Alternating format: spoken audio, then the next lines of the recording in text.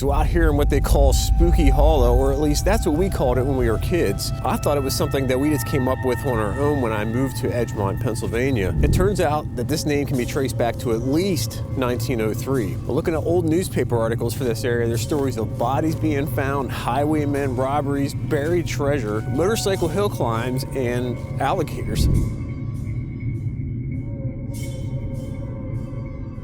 So things have changed here in Spooky Hollow since I was here back in the 80s running around these woods. There's actually a trail now. They finally completed the green belt that they've been trying to put in place here since the early 20th century. So as kids, we used to stand on the bridge down here at night, and when cars would come, we'd run into the woods and try to hide from them.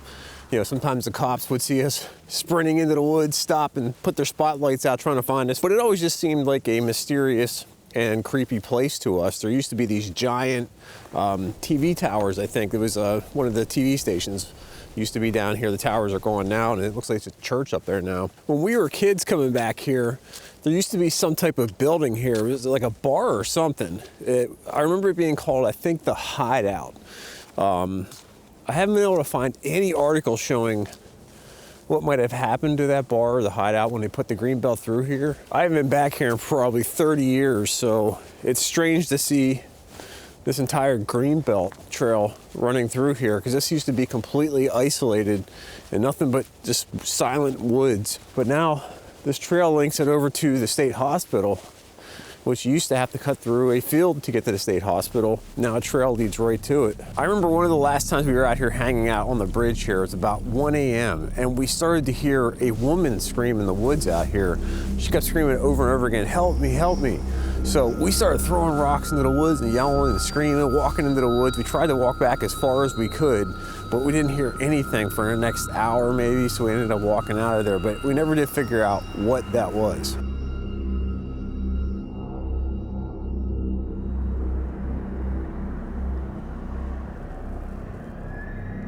So in 1906, they started selling property here in Edgemont. It was the first time that anything was for sale here. This was all just farmland and woods at the time. So what's interesting is when they started to demolish the 8th Ward in Harrisburg, most of that area's black residents moved out here to Edgemont. The 1906 newspapers also talk about this being on the border of the Kelker farm and being on the route of the proposed parkway.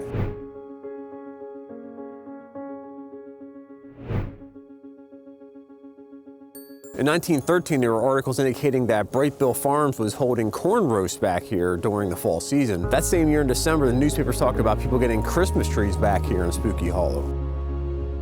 On June 27, 1916, Elmer Deegans came to visit his 16-year-old girlfriend, Violet Moggins, who lived in Edgemont here. She ended up breaking up with him that day. Deegans then shot her multiple times and ran off into the woods here. There would then be a manhunt into these hills trying to find Elmer. A week later on July 6, 10-year-old Elizabeth Shupp would be down here picking berries when she would find Elmer dead. He had shot himself with the same gun that he shot Violet with. Somehow, Violet actually survived the shooting. A year later, in 1917, an alligator would escape from a pond not too far from here. It terrorized the entire area. Everybody was worried about where this alligator ended up at. On May 11th, that alligator was finally found dead here in Spooky Hollow. While this alligator was missing, a lot of the hikes to this area were suspended, but after it was found dead, the scouts then resumed their fall hikes back to this place, camping and telling ghost stories around the campfire. In August of 1920, they would start an annual hill climb back here with 500 people in attendance to watch these motorcycles try to climb these hills. During this initial event, a Harley Davidson won that first place prize, but there was some argument over who actually won it. In May of 1921, they would start an annual rifle competition in Spooky Hollow.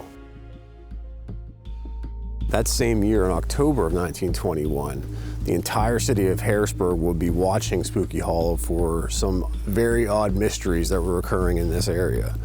The farmer, Mr. Fred Kelker, started to see tunnels dug on his property.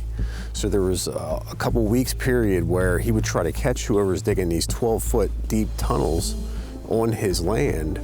And they actually set up other individuals to come out and try to find these guys. Ended up scaring off a couple of the diggers, and they ran off into the bush, and they still had no idea what they were doing. Mr. Kelker actually released a statement in the news saying if these guys are looking for treasure, then he's willing to assist them finding this treasure for a cut of it. But he started finding more tunnels as the weeks went on. He ended up threatening to blow up this chestnut tree that they were mainly digging under. A December 1921 article was the last mention of these mysterious tunnels being dug on the Kelker farm property, and the paper indicated they still have no idea what they were digging for.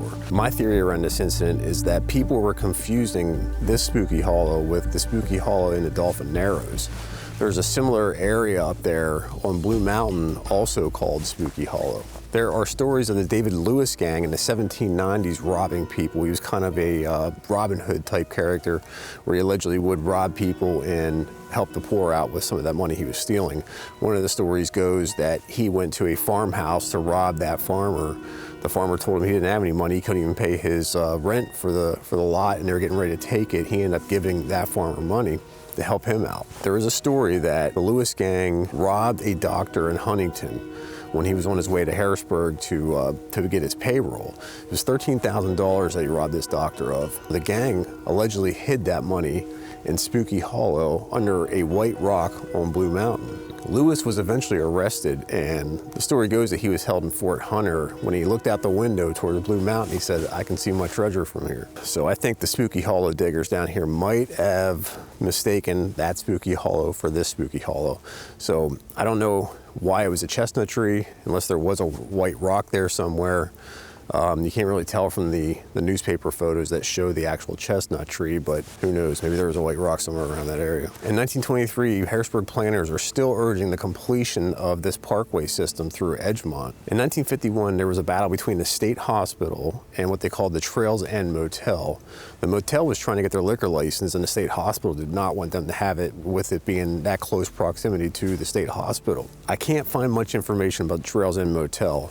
I have a theory that maybe it is the hideout that was down in Edgemont there. Maybe that was the Trails End Motel. If anybody has any idea what the Trails End Hotel was or the hideout here in Spooky Hollow, please leave a comment below.